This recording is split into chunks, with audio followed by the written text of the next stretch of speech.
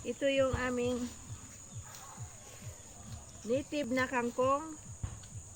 Sili na parang kamatis. Ayan, ito yung ulam namin ngayon. So, siguradong masarap kasi native na baboy, native na talbos ng kangkong at saka kakaiba talaga guys. O, tingnan mo naman yan.